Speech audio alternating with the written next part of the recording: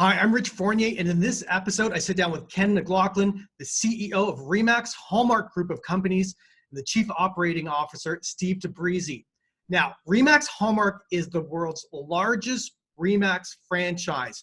It has offices in Toronto, Barrie, Ottawa, York, and Durham. Now, with over 1,800 agents in the brokerage, they have a unique perspective on what it actually takes to make money and be successful in the real estate industry. So stay tuned into this episode to hear some brilliant insights that have never been shared before on this platform. So stay tuned, and here we go. Have you ever wondered why some people thrive in all areas of their life? Welcome to the Peak Results Academy podcast with your host, Rich Fournier. Each week, we interview industry experts who consistently dominate in the fields of health, business, and beyond. Our mission is to share their personal struggles and strategies so that you can create your own peak results. Welcome to the Academy.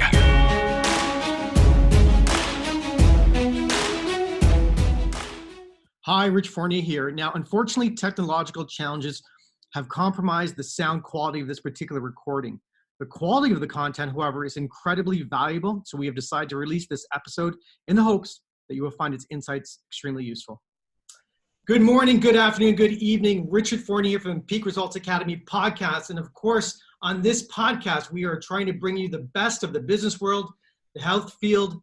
We really want to drive our clients to understand what creates a peak result in their business and in their life.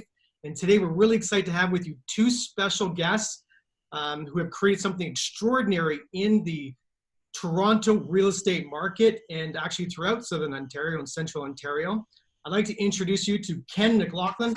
He's the CEO of Remax Hallmark Group of Companies, and as well as Steve Tabrizi, who's the Chief Operating Officer of the Hallmark Group of Companies. Now, this is a company that owns and operates several real estate services firms, including Remax Hallmark, which is a residential brokerage, a property management company, a real estate development company, Capital Home Lending, one of the leading mortgage service providers in Toronto with a staff of over 200 people operating in 4 regions. Now, this company has grown to over 1,700 agents, real estate agents, in 31 different offices, with offices in the Greater Toronto Area, Ottawa, and Simcoe County, making Remax Hallmark the largest independent Remax operation in the world. Like, when I say that, how does that make you guys feel? It's great. Thank you for the introduction. It's wonderful. You missed Ottawa, though. We have an office, a great company in Ottawa. I don't think you mentioned that, but we're very proud of them up there. And we're number 1 in Ottawa, too. It makes you feel great. And thank you for welcoming us here. And it's exciting to see you. Thank you so much for taking the time to be here. Steve, how'd that make you feel to hear that said out loud again? First of all, thank you for a great introduction and your kind words. It's an achievement we accomplished that, we set our goals about 5 years ago to do this. And every day we're still thinking about growing further. This is just the beginning for us. Got it. Ken, you've started, you joined Hallmark a number of years ago. I think you started off with about 54 agents. Is that correct? Well, I started in Hallmark as an agent in 1986. Many weren't born at that time, I know. We had 53 agents, 2 offices, I believe. And the office that I joined in Riverdale had 8 people in it at that time. So I became part of the ownership group in 89. We had about 70, 75 people at that time and we grew up from there. Fantastic. And Steve, you joined the Hallmark Group of Companies how long ago? I joined Hallmark in 2005 as a managing partner. I had my own company called Remax Platinum, and I decided to grow to the next level. And I met Ken through the Remax network, and the journey started in 2005. But within the first 5 years, so we basically tried to understand each other and discover each other. And in the last 10 years, it's been basically the 10x growth for both of us. You know, creating a peak result in any business is difficult, but I got to tell you, in my experience, real estate's a different game. Mm-hmm. It's not a typical business. You know, people think it's easy. You get out there and you take some photos, show some people around, and sell a piece of real estate, and then to grow a brokerage to over 1,700 personalities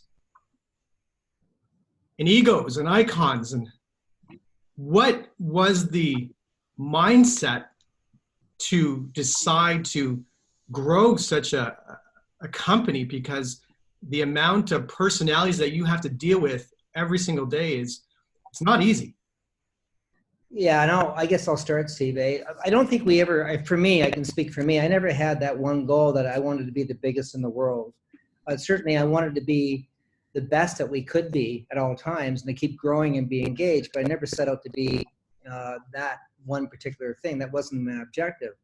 My purpose was always been to do the best I can each day and be engaged in life and be engaged in the business we are. But for me, I think what I realized really clearly that, I mean, I know in Toronto, there are 56,000 real estate agents.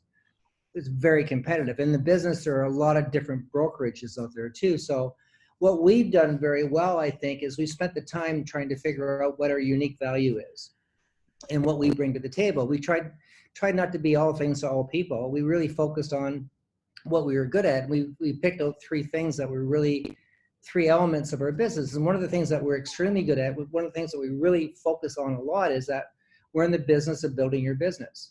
So we really have a lot of different revenue streams for agents to help them build their business through coaching, through mentoring, through all that kind of great stuff like that. So that was clear that we're in the business of building your business. The other thing is that we're not bystanders in the communities that we work in. We really think it's important to contribute back to it with our charities.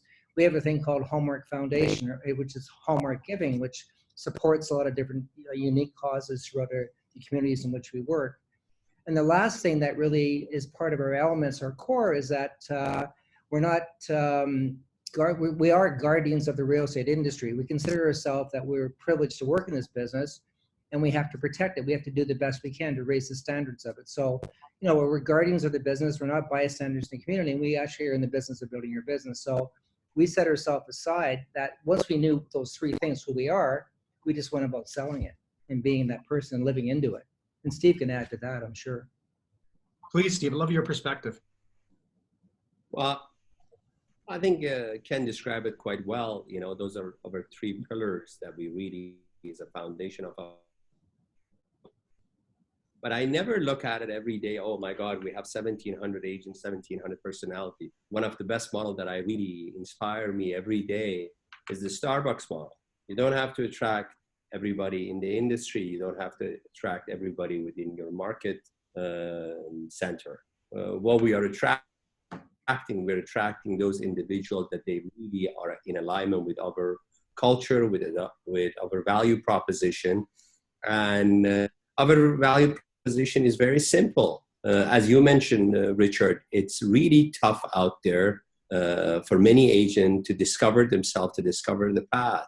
And our value proposition is very simple. Our job, our goal is simply go out there and find the best tools, the best services, the best coaching, and bring it to our offices, to our brokerages. And 1,700 is now, could be 2 years from now, 2,000. But I never look at it. I wake up every morning, I would say, okay, I got 1,700 personalities. You know, I'm sure you realize there is a disc profile for everyone. But as long as you can make the alignment, and as long as you can, the leadership team can have the adoptable profile within the core group, which we have about 1,700 of them, I think we can succeed and we go to the next level. And there are some people that come to our company that they don't see us as a right fit for them. And we totally understand it. We have a saying among the leadership team, Hallmark is not for everyone. Hallmark is for those individuals that really, truly wants to take their business to the next level. It's, as the old saying, it takes two to tango. So our team is ready to tango, ready to dance every day. And the rest of the team, if they are willing to also commit and have the right mindset, and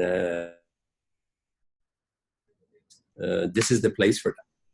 When you look at the industry going forward and you see technology becoming such an integral part of the business of real estate, is it possible for a brokerage to survive under that 100, 200 agent mark?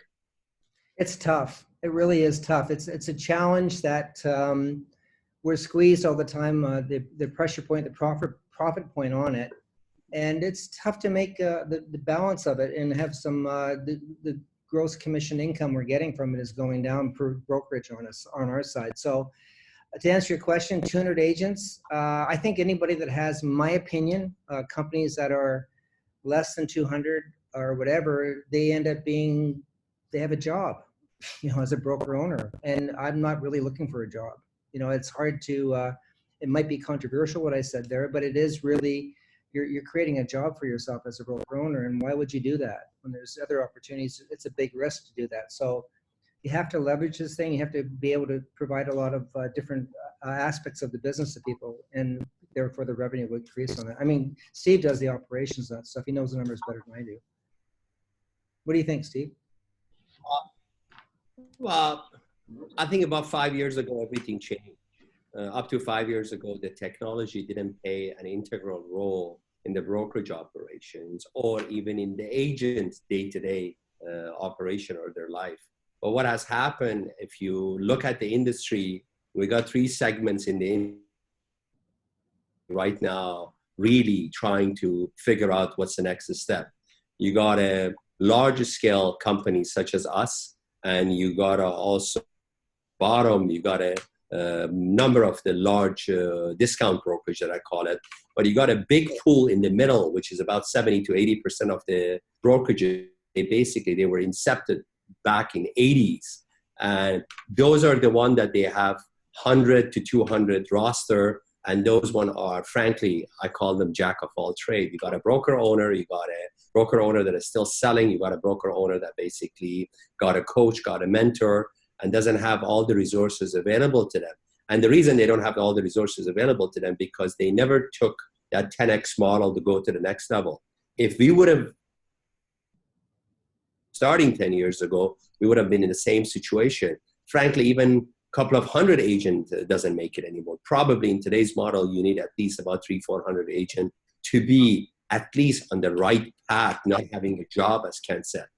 Technology, last 10 years, there were quite a few disruptors in our industry, from Zillow to the Redfin, you name it. But it's very interestingly that, as you notice, in the last 3 years, they all came back full circle. They're saying, look, technology is technically is an enabler for the real estate cycle on a daily basis, but they cannot replace it. And yes, technology is quite important. We are really geared towards the technology. We are working on a daily basis. We have a technology team at Remax Hallmark too. And we do believe that the agent got to embrace the tools of the technology in order to connect with their clientele as fast as possible. Technology, what happened to the technology in the real estate industry on a daily basis is an agent cannot deny it. Consumers are addicted to smartphone. Consumers are addicted to their phone on a daily basis for everything. But do they have the answer for everything? They browse, like 3 of us, we browse on a daily basis for different reasons. But sometimes we just said, okay, I need to pick up a phone, call my doctor. I need to pick up the phone, call my travel agency and see what is on net. Is it accurate or not? And the agents are those individuals that basically got to guide consumer through the right path.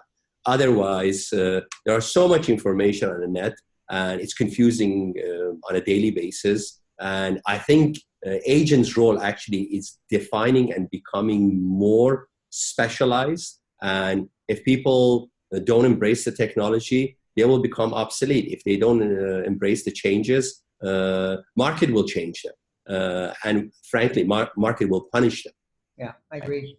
I think you have to also clear what Steve is saying, but I think the technology aspect is so important, but boots on the ground are more important. It's really interesting. So when I moved up here, I think little over 40 years ago. I didn't know anyone. Yeah. And I think I was one of the first ones to really utilize lead gen up here, up in the Barrie market. Yeah. And what I found over the last year and a half is that everyone's doing it now. And so I think this market, Simcoe County, was a little bit behind on lead gen online. But now any leads that I acquire today, they're probably on 15 or 25 other databases as well. Yeah. And it's how to differentiate yourself in the back end, which is becoming really, really interesting. Is it fair to say that the part-time agent is going to go away and not be here in 5-10 years? Absolutely. Just think about it. The process of the real estate transaction, there are multiple elements that the technology cannot respond. Technology cannot negotiate a contract. Technology, when you are in the middle of the home inspection and homeowner or home buyers, they have doubt about the issues, cannot resolve their problem. They cannot comfort them. Technology cannot basically negotiate a contract with the opposite party. No, technology will make it faster. You get the home inspection report through the DocuSign. You get the contract through the DocuSign. You communicate via text, via WhatsApp. But that human element touch, it will be there for always.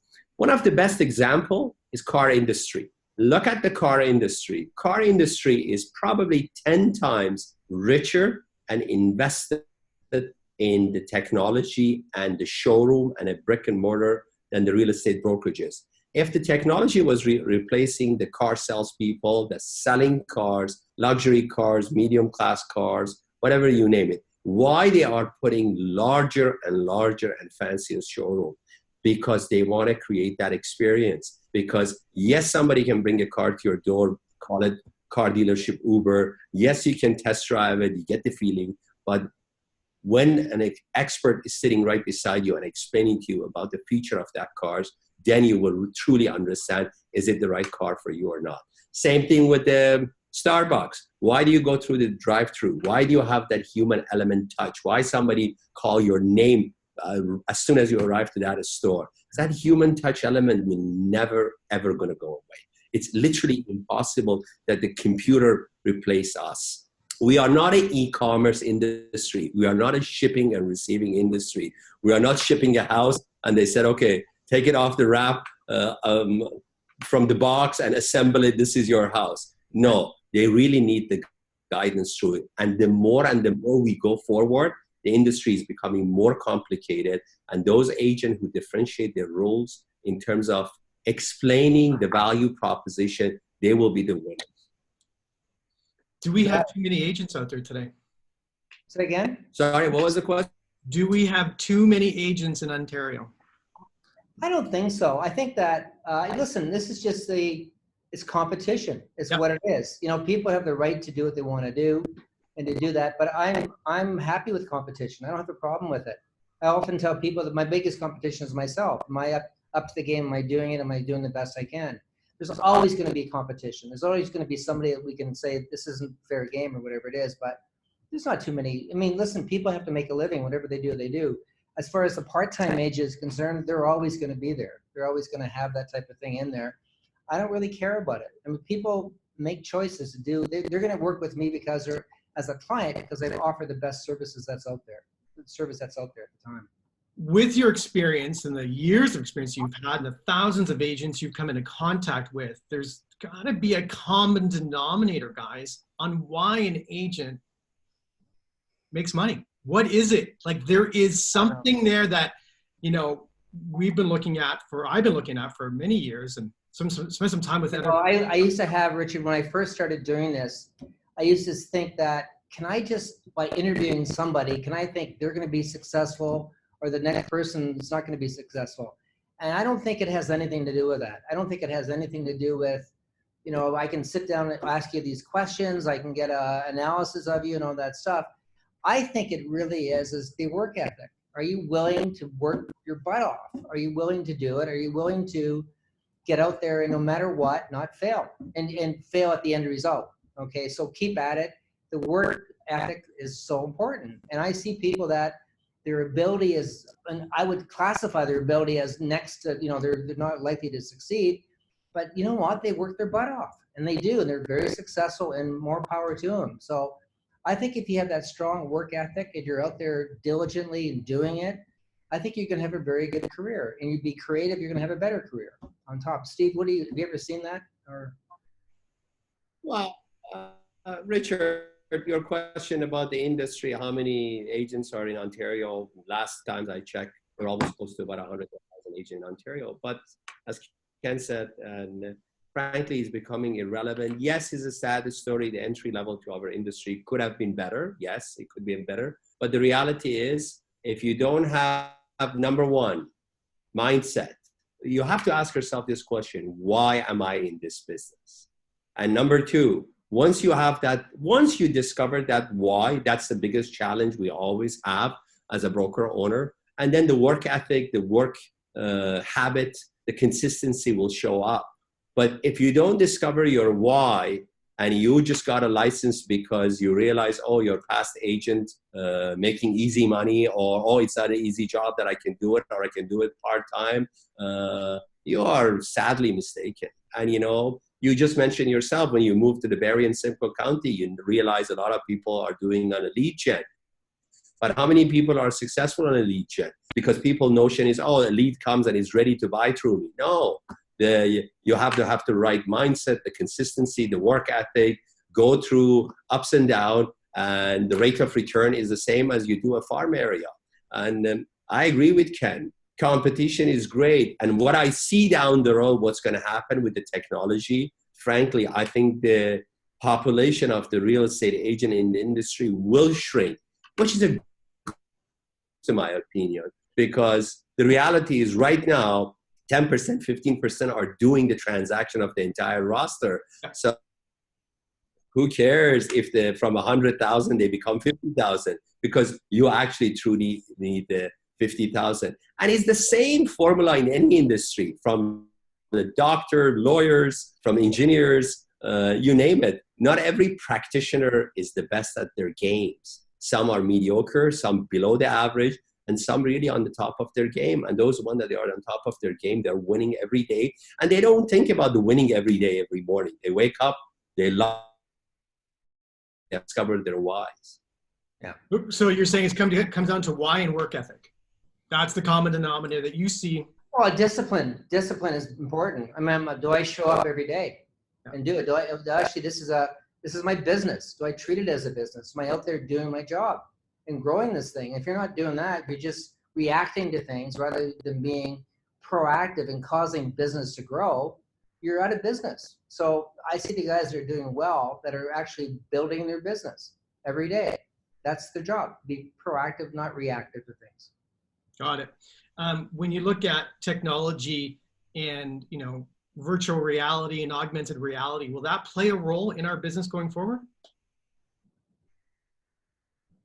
Go ahead, Stefano. Sorry, repeat your. Will augmented reality and virtual reality play a role? Of course. You know what? What is the reality? Even technology, back to the technology. Is the technology is going to bring and execute the business for us, even if you rely 100% on it? No.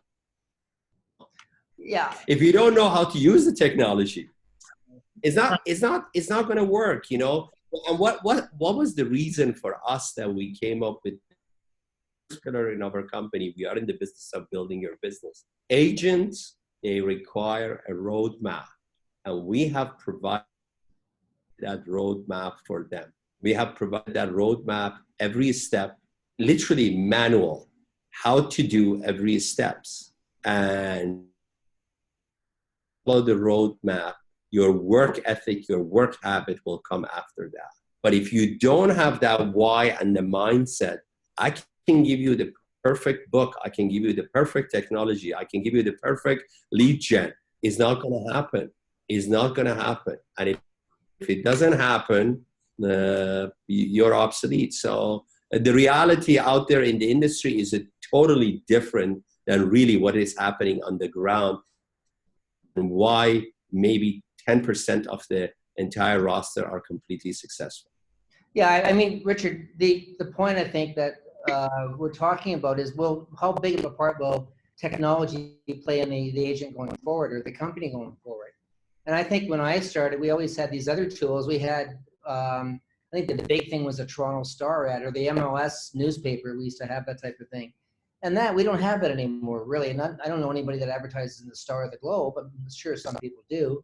Or that real estate weekly paper that used to come out, I forget the name of it, but that's been replaced to some extent by technology, like the lead generation, the websites and things like that. But it's really not going to replace the real estate agent. I mean, that's a tool that we utilize to help create a different environment for people to help us work with them, is what it's all about. So I think being enhanced on that is important, and having technology to help our business, but it certainly isn't going to replace that sitting down face to face, 6 feet on the ground is when we're doing an offer. You have to have that relationship going down forward. So I love technology, but it isn't. I mean, I look at these technology companies. I've been to Inman and different things. I remember the first Inman I went to was 10 years ago or whatever. At that point, it was all, oh, the technology's coming on. They're going to do this. They're going to do that. The real estate agent's going to be gone. Well, it doesn't happen. They're just enhancing things. That's all it's going. So I embrace technology. I think it's a great future. But listen, we're really bullish on real estate agents for sure. That's fantastic. When you look at iBuying, the trend in the United States with Zillow and Open Door, et cetera, are our price points too high to support that model up here? Steve, you know a lot about Atlanta and all. We look at iBuyer. iBuyer is not something new. Many years ago, we had it actually started in Ontario. Oh, if your house is not sold. Yeah, like the sign on the telephone pole, right? The real estate agent, they were at. Exactly. You know what? We had the signage. We had the 1-800 phone capture line. But if you look at the model right now with the iBuyer in US, we did an in-depth study and research. The average commission of the iBuyer is 11.3%. Because the iBuyer will ask you, I got to renovate your home. I got to clean up your home. I got to do some TLC. I got to do staging. And versus the average agent commission in the industry in Ontario is 5%. So yes, it might look quick and fast, but it's not really to the benefit of the consumers. We had the similar scenario for a company called Purple Brick that is now in Canada, but has had some sort of a small market share in Ontario, particularly in Ottawa. We did the research in Ottawa. Their average sale price is 8% less than the average Remax agent. So these are actually the perfect facts and proof about the human element versus technology. Both these platforms are removing the agents from the negotiation table. They are sending the offer to somebody who is basically just looking at the offer, looking at the legality. If there is no interest for that individual simply to negotiate and fight harder. So they already got the money up front. Consumers is at the mercy of somebody who doesn't know even their market center, doesn't understand even how the condition of the market it is. So both models, they have failed. Purple Brick has pulled out from Australia and US, and soon probably will pull out from Canada. Because if you look at the technology industry, the money that they're investing in a technology through the IPO and through the stock market versus the rate of return, back to the Ken's comment initially, that biggest chunk of the portion of the income goes to the agent. If the 95% goes to the agent and 5% or 10% left for the brokerages, how could a brokerage model based on only technology survive? It's literally impossible. And if you look at all the technology companies, their financial statement, the one that they are through IPO, from Zillow to Redfin, majority of them are not showing positive income at the end of every fiscal year. And that's why they have the lead gen and referral system through the agent portal. So the agent, they're actually paying for getting the leads. If those leads, they were easy to convert, and they just basically by pressing a button in a computer, they said, okay, I'm ready to buy or sell. Guess what? Yes, we will be out of the industry. But no, they need people like you to convert them. And that's the power of the human element. You're right. Like I had we did a deal this past weekend up here in Barrie. It's a big deal. It's $1 million. And 2 years of communication. It was an email lead, video conversations over time, a digital relationship, right? Without that relationship, even digitally, it would never have happened.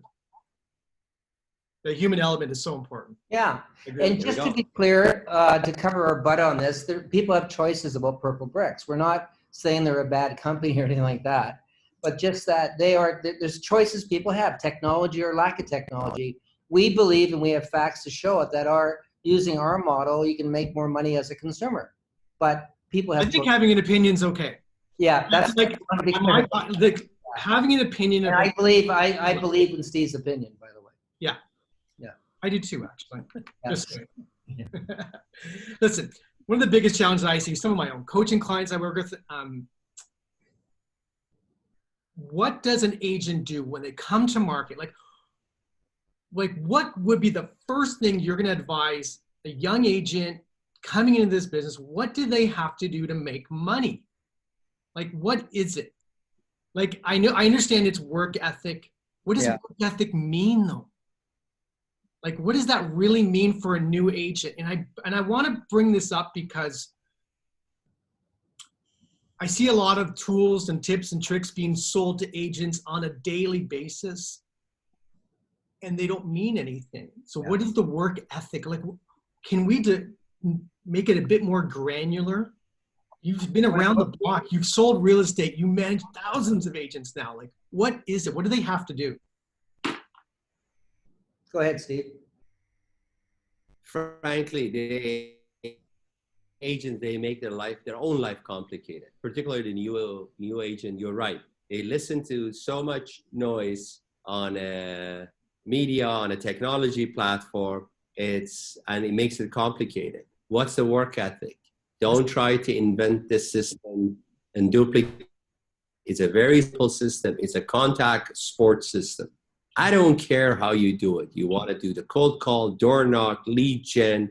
You are living in this city for 30 years. You know a center of influence. You have 500 people every day. Wake up and try to add 3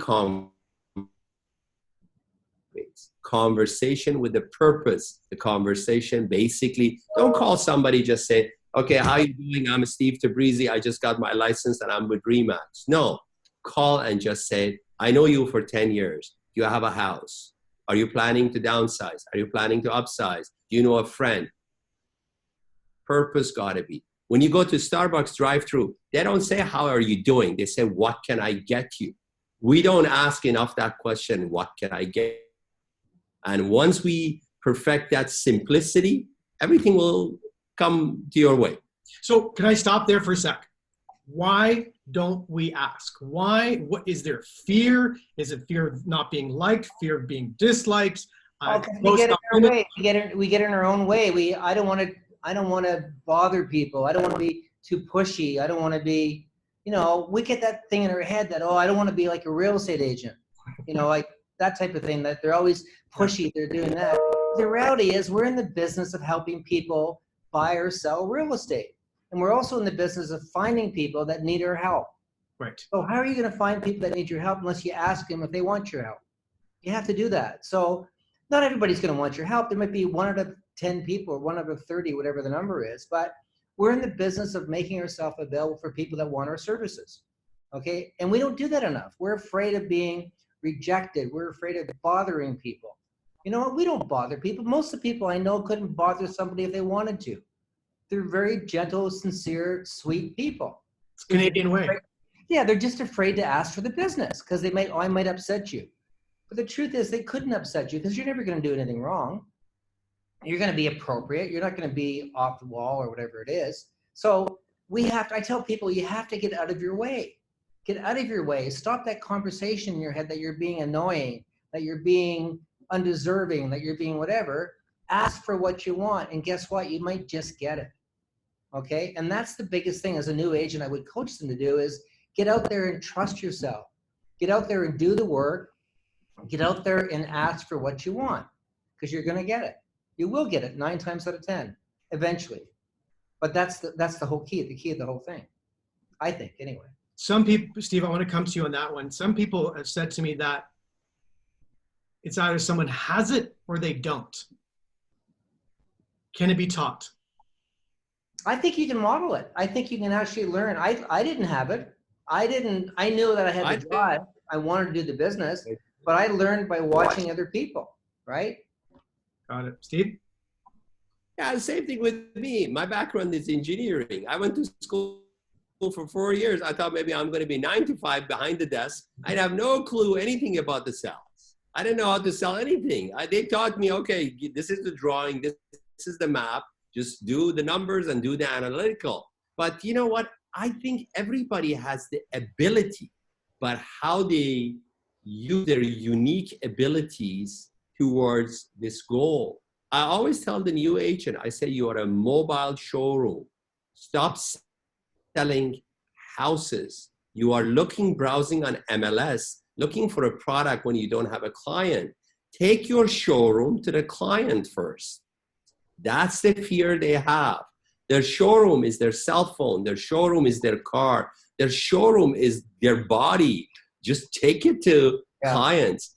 The clients are not coming to you, and waiting for the clients to call you, it's a deadly mistake. And it's interesting, we have the same issue with the agent who've been in the business for many years and they got a decent database, but they don't go back to the database and basically ask the database for additional order. When you go to a restaurant, you order a food, they ask you, can I get you a drink? Upselling it to you. When you go to Harry Rosen, we want to buy a suit, but they said, how about a tie? How about a shirt? So we don't do that game even with our own database, because this game of even being in the business for 10, 15 years still goes back to the first principle. How many people we are touching every day? How many people we are contacting every day? And the fear of the rejection is the biggest issue in this industry. I don't want to hear no. And when they hear 5 no's, it's like the world is crumbling. It's not. Yeah. You know how many times we heard no? I hear no. You asked a question before about for new agent coming in, and I think that what's important is that I knew that if I focused on things that I didn't like doing and that I wasn't good at, I wouldn't enjoy this business at all. Because listen, I was a terrible cold caller, like terrible. But I had to figure that out for myself. I had to do it. I had to find out what had to be done on that. I understood that I was a really good door knocker. I could go out there and meet people and be in front of people. So what I focused on were things that I was really good at, not things that I was bad at. So I see so many people doing things each day that they hate doing, that they're not very good at. And the results are not driven because of that, okay? I have other people that all they do is spend time doing the things that they love. And it's a great business to be in. So find out what you're really good at, find out what drives you, find out what makes you happy and drives your business, and do it more and more and more and more every day. So double down on what you're good at and what you love. Absolutely. Yeah, that's what you do, is do what you're good at. I hated cold calling. If I had to be in this business and you said to me, you had to cold call, guess what? I'm not here. I'm out. But I have guys that I know that work for me that are tremendous at it. They do it every day. That's great. I think that's fantastic. Not me. Steve? He's good. I love it. Contrary, I loved it. And you know what? I did it, and it didn't matter to me. Yeah, it's fair to say that if you don't have a sorry, Steve. I said it did bother me at the beginning, but who cares? So is it fair to say if you don't have a healthy sense of self-worth or confidence, you're pooched? You know what? I have a philosophy, and you may think this is weird, that there's nobody can beat me. No, I don't think it's weird at all. I don't care what you throw at me. I don't care what the environment is. You're not going to get me. And I know it because I have control of my actions. I have control of what's in my head and all that great stuff. I'm going to have setbacks. I know that, but you're not going to beat me. So that's a healthy attitude. I think you have to have that. It's not cocky or whatever, but it's just that you're not going to beat me. And Steve's the same way. I know that. I do know that. I think coffee was Steve. You just got to think about it, Richard. Okay, yes, we are human too. Yes, we get upset. Yes, we get disappointed. Yes, but you know what? You know, one of the things that we do with some of our clients is that we have to draw out of them. Okay. What? Like some of their clients, we have to draw out what's already inside that's been buried for a long time. Yeah. Right? That greatness is there. Yeah, everybody has greatness. Just to find what it is.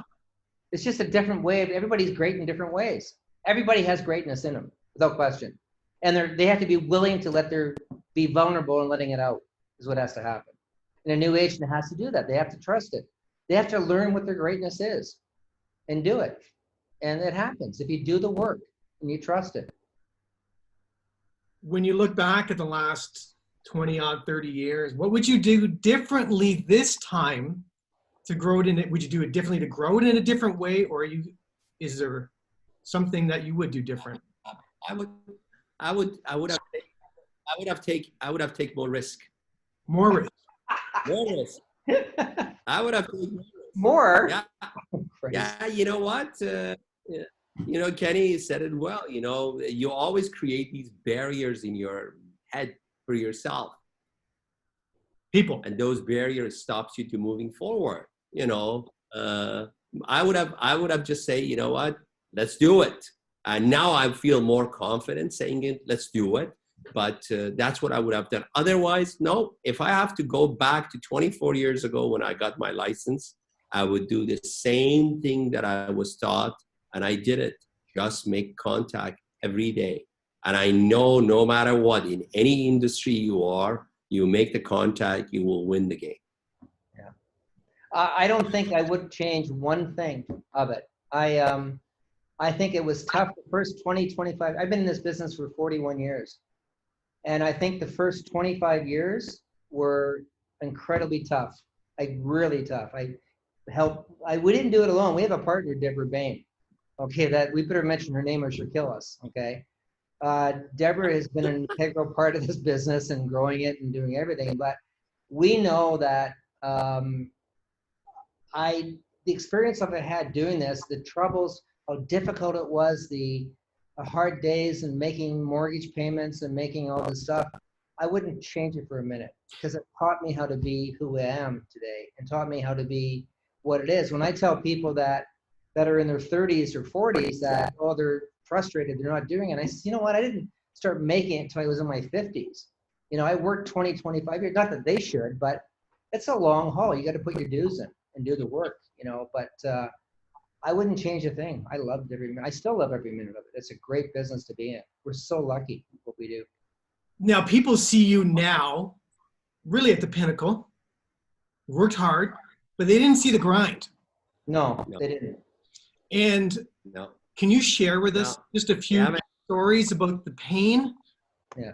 Because they see the glory, but they don't see the pain. I want to be clear. One thing, this isn't the pinnacle. Okay. I'm not to say that, I think you have to be, and Steve would say the same. We're not at the pinnacle. There's so many great things we're going to do. There's so many different avenues and roads we're going to go down. But the pain is that there's never a lesson I learned that wasn't beneficial to me. Okay, and I believe that any crisis that I created or I have in my life is how I was in that crisis is what matters to me, how I was as a human being. And so all these things that the opposite goes, the different things that come my way, and Steve's way, it's like his history is much more profound than mine, that what the struggles he had to go through. But I think it just made me into who I am today. And today is going to make me who I am tomorrow. Like really going to help me grow. I spent the morning with one of our top team leaders, coaching with her and talking to her team. And God, I walked away learning so much from that myself and how it was. And it really, I'm blessed to do this. So we're not anywhere near the pinnacle. We're at the opportunity to keep being engaged and growing. And I wouldn't change much. I don't know what you, Steve, but I'm all pretty good about it. No, I agree with you. I don't think so. I don't think there is a pinnacle and there is a peak. Pinnacles doesn't exist in my sky is the limit, and I don't know where is that pinnacle. And I think if somebody reached to that pinnacle, is there any next step for it? So therefore, we are not at the pinnacle. And talking about the struggle, both Ken and I, we actually pretty much share this story. This company wasn't handed to us in a silver plate. It wasn't from daddy or mommy or somebody gave it to us. We both came to this beautiful province. Kenny was born and raised here, but I immigrated from Iran. I came here with $3,000 in my pocket. And you know what? If people, they think I didn't go through struggle through some nights looking at my bills, oh my God, how am I going to make the payment? And no, they are sad sadly mistaken. We had our challenges. We had our issues. My wife was telling my children last night, my two children are now grown up. One is 24, one is 20. And she was saying, your daddy was working 22 hours a day when you were growing, when I was taking you to the skating class, when I was taking you to swimming class. And that's the truth.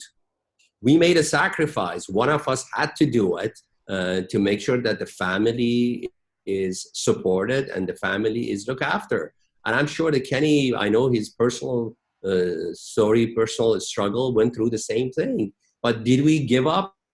We had people, they think, well, oh my God, we are now, at the top of the game. No, I still go to the offices. If I have to mop the floor, I will mop the floor. If I have to pick up the garbage, I will pick up the garbage. And if I have to go back to the floor again every day, I will do it. Doesn't matter to me, because I don't look at myself, oh my God, I'm the CEO of the company. No, I love what I do every day. And I'm sure Ken and Debra will do the same thing.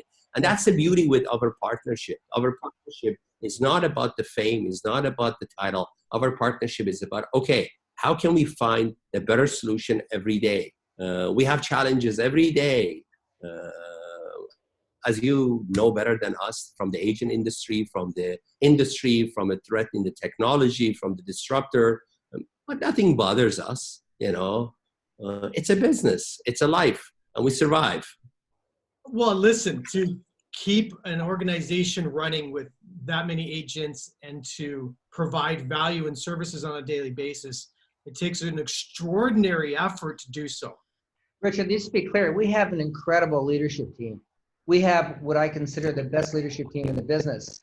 And I think there's I don't know, how many are there? 17, Steve, of us that are involved with it, or whatever the number is. But these people are incredible individuals that work as a team with us. So we're sitting here talking to you today, but these people are behind us doing the work and working with us and collaborating with us and doing the Barbara Brindles of the world, the Debra Bains, the David Brown, who's new to us from Integra, Mark Polly. All these people are incredible people. They do a great work for us. And I think the environment that you work in is so critically important for any leader, any real estate agent. Like, who are you hanging out with every day? What's the team that you're playing with? So I would think being involved with these people has helped me a lot in my business.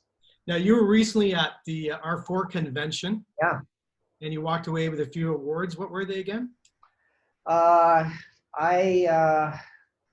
walked away with the #1 Remax company in the world for volume, which was incredible, and the #1 Remax company in the world for volume in Canada.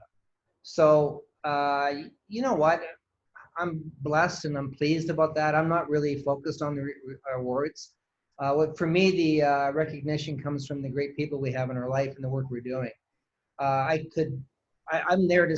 Reason I went to R4 was not to collect my awards. My reason I went there to R4 was to embrace and be around the people that got awards. The team leader. There's incredible team members of our company that were there. They had incredible years and incredible volume, and incredible achievements, that I wanted to be there for them to acknowledge that. And that's why we went, not for ourselves. But it's nice to get an award. I'm not kidding you, but it's not. I think it's important. I think it shows a lot of effort. Yeah, we're effort by a lot of people. It's cool, but I'm not. Frankly, I don't really. I want to keep focusing on what we do well. It's good to have the award though. But I want to ask you both this. I think one of the important things, Richard, I think one of the important things that also we have created, that we are surrounded by wonderful people in our leadership team, and not only from the higher group, but also from the front desk staff all the way to the key management and the leadership. I think we have created a culture and environment that basically it's not about us. It's about the team collective effort. We have created a culture that we basically want to make sure we have all one goal. We want to basically a legacy of the Hallmark name last for years to come. Hallmark has been around for 41 years this year, and we look forward for 100-year celebration. We won't be around, but I'm sure the next generation who is leading this company, and we are, three of us, Ken, Debra, and I, we are now fully geared to coach and mentor the next generation of the leadership in this company. And those are the ones that they will carry this torch and will take it to the next level. Well, the other thing too, we're very much involved with the ancillary business. You're taking a focus on that, Steve. You want to talk a bit about it, or? I'd love to hear about it. Yeah. So what we have done, we basically have realized for years, basically our agent, they basically take the recommendation of dealing with this law firm, with this insurance company, with this home inspection company, or mortgage company. And we realized that we always getting constantly feedback, oh, I wasn't happy with this firm or that firm. And we took upon ourselves for several reasons. Most important thing, to making sure that we provide the 4-season service to our agent, and our agent, they can pass the same 4-season service to their clientele. So we basically partner. We always recognize what is our unique ability and unique value. So we partner with the amazing group of people from a legal industry, mortgage industry, and insurance company. And we basically created an entity called Hallmark Home Services. So Hallmark Home Services, as soon as the agent, seller, they can basically refer their client to the Hallmark Home Services division. And they basically, there is no obligation. There is not any signed contract. They will provide at no charge, free quote, free estimate. And if they like to choose them, that's great. And the beauty with the Hallmark Home Services is that we are making sure that 4 services season is provided. It's not an outside entity that we have. We are at the mercy of writing an email and making a complaint that your services were not the best. Our agents and their clients, they deserve, to my opinion, the best service. And that best service is only provided by Hallmark Home Services. You're right, because when you do refer someone, it's a direct reflection on you. And if that referral doesn't work out, people definitely have a few words to say about it. Yeah. How long have you been doing this for? The Hallmark Services? Yeah, is it starting to? We're trying to, it's something that, to elaborate a bit on it, it's really one-stop shopping for people. Make it easier for them. Listen, the consumer has choices, the agents have choices. It's not hammered, Steve said, it's not hammered down on them. But it's been there for about 2 or 3 years, whatever. It's just the feedback we were getting from our agents is they wanted to have one. It's like an Angie's List that you see on TV all the time. There's a list for people to go to on that. So it's one-stop shopping. It's a good thing to have on that. So we tend to do that for them. When you look at the top 3 things that an agent has to do to be successful in this business today, can you narrow it down to 3 things? I actually narrowed down to top 5. Take it away. Number 1, start with your mindset. Practice, work on your mind, your attitude. That's the key. Don't complicate things. Number 2, work on a system. Your daily schedule. You got to have a system about your filing. You got to have a system about your paperwork. You got to have a system with every listing, every buyer transaction. Number 3, marketing. How to prospect, how to market. Number 4, buyer skills. Understand what's the expectation from the buyer and what procedure you got to go with each buyer. And number 5 is the sellers. Last 2 are our clients in the industry. First 3 are our tools and our unique value proposition that we're going to bring to the table. You master these 5 elements, I guarantee you will be a successful agent. Yeah, fantastic. Completely. And the other thing, Richard, it's really good to have an ego, but get your ego out of the way. It's not all about me. It's not all about me as an agent. It's about the client, the service for the client. And I see too many of us that are talking about the number 1, number the best, and blah, blah, blah, all that great stuff like that. And it's important to have that and to acknowledge it, but it's really about the client, really. And that's what matters in this business, is the best service I can bring the client. To be a servant leader. Yeah. When we came here, we had to focus on these people that we didn't know. And I had to really focus on how can I be the best for them? That intention. Immediately when I took my focus off them and focused on making a mortgage payment, it's not. It was over. What they call it, commission breath, right? Right. And until I had that mindset, it's all about them. Yeah, Everything changed. it is about them. It's all that matters. Be a service to the people. Nothing else matters. I really appreciate you spending this time, and there is a common theme that I've been experiencing, and mindset is number one. Out of every single person that I meet every day, who I have interviews with or I work with, the number one thing is mindset. Making sure that you're tuned into what you really, really, really want. Number two is that servant attitude. And I think both of you exemplify those traits very, very well. And I think with the people that I've spoken to in your organization, they're very happy with what you guys have put together. I think you should be very, very proud of what you've accomplished. I'm incredibly proud. And I can't wait to see where you go next. Well, there's one other thing you forgot. What's that? You have to be bald. I'm looking at the camera here, and Steve's bald. I'm bald. That's the other key thing that you're going there too. So it's the baldness happens. We weren't bald when we started this job, by the way. Well, I wasn't great till I started here. So anyway, you're right. You're right. It's the servant man. It's the servant aspect of it completely. Okay, and the diligence of the work that's what it is. The mindset, critically important. Get out of your way. Is there a book that you can recommend for someone to read that may help in that perspective? Something that you really enjoy? Yeah, I'm going to tell you that there isn't one book, but I'll tell you what my reading pattern is.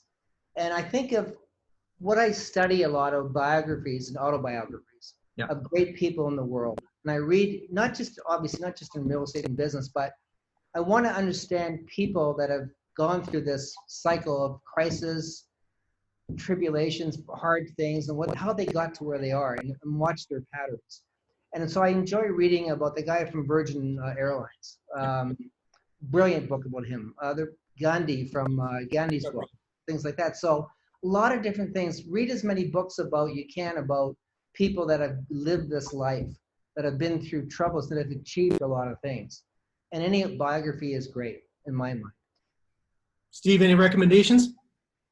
I would recommend people really should watch the Netflix series of the Bill Gates, What is in the Mind of the Bill Gates. Brilliant. Very powerful series, and you really realize how someone mentally is committed, literally to the point of the addiction, to make a difference and make a change. And it's at the beginning you might find it, it's quite a boring series, but no, it's an amazing boring. And one of the people that I really watch his videos and his series is Grant Cardone. I really like Grant Cardone. He has a series called How to 10X Your Business.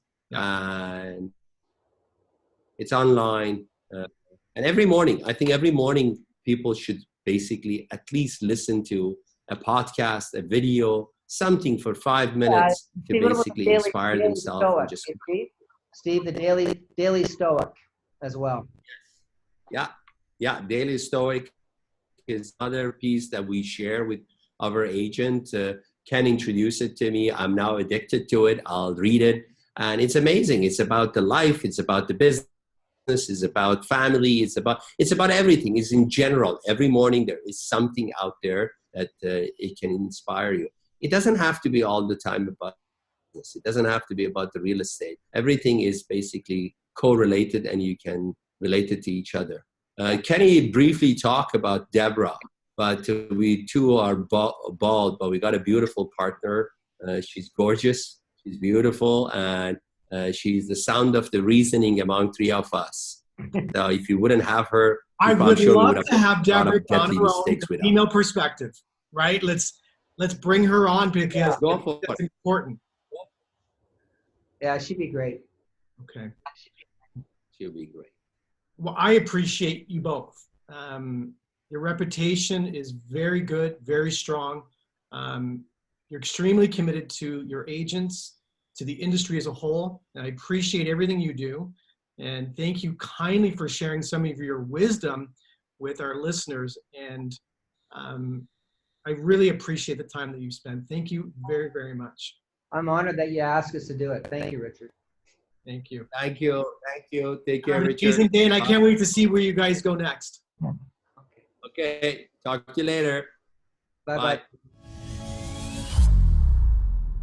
Thanks for tuning in to today's show. If you like what you've heard and you're interested in seeing if you are fit to work with Peak Results Academy, here's what I want you to do next. Head over to peakresultsacademy.com/call. That's peakresultsacademy.com/call and book an appointment to speak with our team. We'll get on the phone with you for about 45 minutes and get you crystal clear on 3 things. Number 1, what do you really want out of life and your business? Number 2, what is not working for you today? And number 3, the exact strategy you should be using to create massive change in these areas. Remember, changing your life and creating massive results does not happen by itself. You need expert guidance to make it happen.